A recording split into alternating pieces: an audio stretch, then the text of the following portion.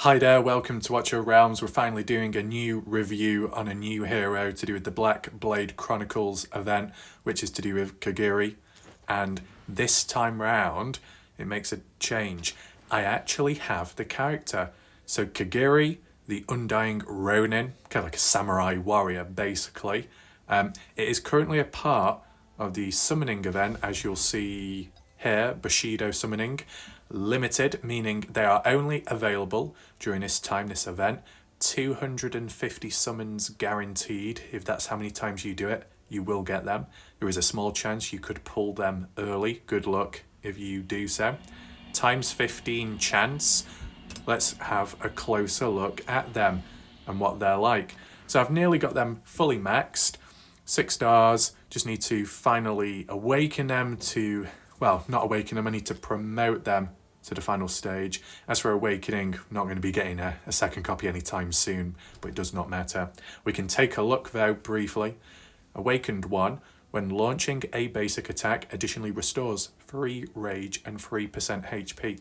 Restoration of HP is a nice little addition there. Number 2, 300 attack, and then enhanced within 10 seconds a sweeping strike is activated. Each direct damage dealt inflicts additional damage one time equal to 35% of the direct damage within 10 seconds. And Ember Strike is activated. Each direct damage dealt inflicts additional damage 2 times each. Okay, quite a lot of information there. Penetration 8%, that would be nice.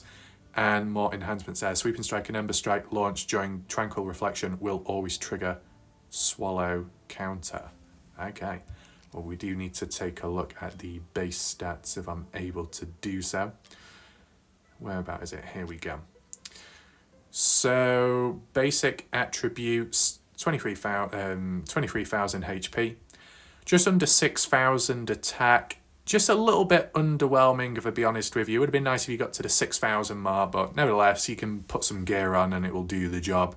Block 2, cost 17, reasonably priced.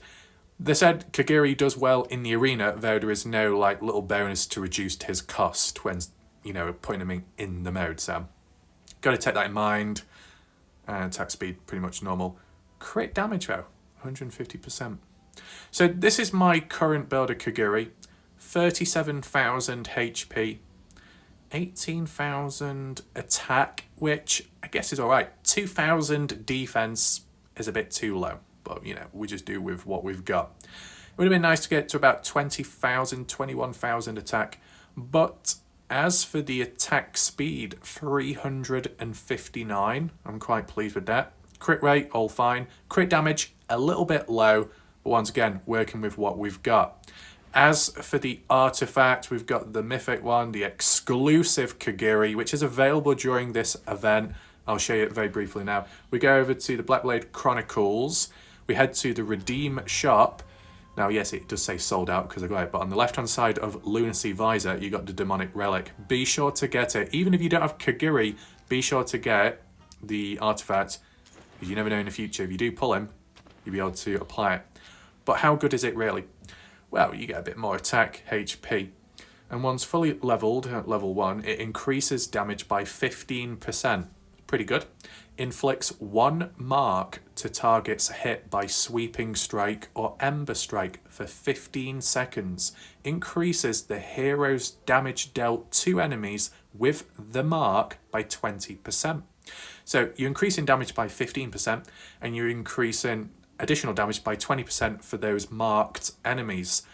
So maybe it's kind of like something kind of similar to this guy here, Silas, with one of his skills, I believe it was. Was it the soul sniping? I can't remember. It was after so many attacks, and then it will like activate a certain ability. But nevertheless, we're here for Kigiri. Now, when promoting him, it's important because you unlock the new skills and passive along the way. But the talent, this is where it gets interesting. When you get into promotion 2, he can launch Sweeping Strike at the furthest enemy within the ultimate's range every 40 seconds, which is great. Each time basic attack deals damage, it reduces the cooldown of Sweeping Strike by 1 second. The AoE damage of Sweeping Strike and Ember Strike inflicts bleed. Bleed deals continuous true damage equal to 1% of the target's max HP. So obviously if a target's got higher HP, it's going to do more true damage. So boss battles is where it takes place well. And it also increases their physical damage taken by 10%. So your other units that do physical damage towards a boss or enemy, extra 10% more. So it benefits the whole team. Now, this unlocks a new passive there. The promotion 4 doesn't do much. Promotion 5, because I don't have it at 6 yet, but promotion 5 is the next big one. Because whilst you can launch the sweeping strike again, and it's like every 40 seconds, besides inflicting bleed, it says the additional damage ignores 50% of the defense, and it dispels one buff. That's game changing, because you think of dispelling buffs. I don't know how many people actually can do that unless Kigiri is the very first one. I'm aware that, for example, here we look at a healer and we go to the ultimate, it dispels all debuffs. Debuffs are different to buffs.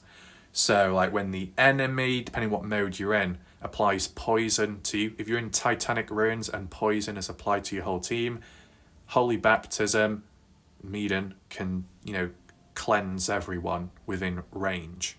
That's game changing. That can keep you alive longer, and it also works in Void Rift on the harder difficulties in certain stages. But that's all fine and good. But what about when the enemy becomes stronger through activating their own buffs at times where it can't be resisted? You can actually strip it off them. Well, that's why Kigiri stands out, because while some can get rid of debuffs, Kigiri can get rid of buffs on the enemies, making the enemy weaker. So Titanic Ruins, when you get to the second stage of the boss, where he activates that shield thing, the shield buff, it can stack so much, meaning it takes a lot longer to take him down the health bar. But if you're using Kigiri, and his talent takes place, providing you got him promoted, every 40 seconds, it'll be taking away one buff every 40 seconds from the way it's worded there. We haven't even got into the skills yet, but you can get an idea that it's not just damage that he can do. It's not just being able to ignore defense, but you can also make the enemy more vulnerable, make a boss more susceptible to taking more damage, which is a really good thing. So we've got a max level and skills.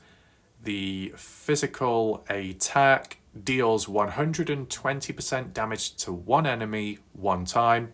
Reasonable. Then we've got Flow State, which is a passive. Parrying during Tranquil Reflection increases attack by 30% for 10 seconds. Reasonable. 30% on top of the 120. Decent. And that's during Tranquil Reflection. We've got to take that in mind. The Swallow counter. When Sweeping Strike and Ember Strike end, there is a 25% chance to immediately launch an identical strike in the opposite direction. This strike cannot trigger this effect again. What does that mean? It's like a one-time thing only. And then last but not least, Tranquil Reflection. So when using this ultimate manually, you can parry and it will increase attack by 30%. That's good. So it kind of connects with one another. The cost for this ultimate is only 600 when maxed out. That's really good. The charge up is 8 seconds, so you got to take that in mind when timing it. But what it is, he sheaths the blade and prepares to launch an extra sweeping strike after up to 8 seconds. When receiving direct damage whilst sheathed, parries the damage and launches the extra sweeping strike early. If parry is triggered within 3 seconds of entering the sheath state, launches Ember Strike instead, unable to use basic attack during sheathed state. Whilst this is happening, whilst he's sheathing his blade, he doesn't take any damage, which is just great. But I guess with this ultimate, if you time it correct, you can benefit more. This is something I might have to practice with myself. But let's just learn what is Sweeping Strike and Ember Strike first of all. So Sweeping Strike. He dashes towards the target direction and performs Sword Drawing Slash, dealing 180% AoE damage one time up to 6 enemies in the path, and then deals 480% damage one time to one of the enemies, immune to all damage during the cast. So that sounds pretty simple. What about, where is it? Ember Strike. Dashes towards the target direction and performs a sword drawing slash, dealing 200% AoE damage up to 6 enemies, and then deals 400% damage 2 times to one of the enemies. So 800% in total. So it seems like Ember Strike, you can do more damage than the Sweeping Strike, but in order to do the Ember Strike, there's a condition, I guess, that needs to be met. So let's just see. Parries the damage and launches the extra Sweeping Strike early. If parry is triggered within 3 seconds of entering the sheath state, so activating the ultimate, then launches more damage, basically. Yeah, it's something I've got to learn with time, because there's certain characters out there where if you time it correctly, it'll work. If you do it in the right way, it'll unlock something different. So, I mean, it's a little bit different, but let me just get you an example on screen. It's kind of like when we look at Zilla 2, you look at the skill area. Where does it actually mention it? I forgot. Is it in the talent section? Yeah. No talents available. Oh, charges after energy, not that one. Launches extra damage, nope, not that one. Ah, there we go, sorry. So yeah, the basic attack deals 100% damage to one enemy, including airborne units, but blocked targets take 20% more damage. A blocked target is where you put Zilla 2 on a tile and an enemy approaches her. She blocks the enemy from passing, so she ends up attacking that enemy and vice versa. Whilst doing 120% damage to that enemy, going to be doing an extra 20% for that blocked target, meaning 140% in total. So if you used to use Zilla 2 for the boss battle to do 140% damage instead of 120, you need to deploy her first and put her right at the front of the tiles up against the boss, so she blocks the boss and then does 20% more. So by meeting the correct conditions, you can get the most out of these heroes. And for this one, I will have to try it out when I can. So during a damage phase, if you time it well with the ultimate, then I guess it works better. It's like parry, counterattack type hero. It makes it more unique and interesting. And furthermore, with the additional boost in the background, with the artifact, and when maxed out, yeah, works. Visually, I'd say really good. It's what you would expect as like a samurai warrior. That big head back there is quite a nice touch. I think the eyes glow slightly. That's pretty good, that. Nice. As for the hair, yeah, it's different, I guess. Creative. It's like embers burn on the left-hand side, battle-worn almost, and then on the right, normal armour. As for his katana, if he can keep it still long enough, quite a long one. But then again, would you call it a katana or an alternative? Because there's another version, a longer one, but I can't remember the name of it. But it's just like all flames. He is a part, if you didn't know, which is very, very good, a part of the Nightmare Council, and whilst granted we need a new lord, a better one, you can use him in the Nightmare Council. If not, if you're lucky enough and you pulled Ingrid, you can apply it to the Watchguard. You see that one there.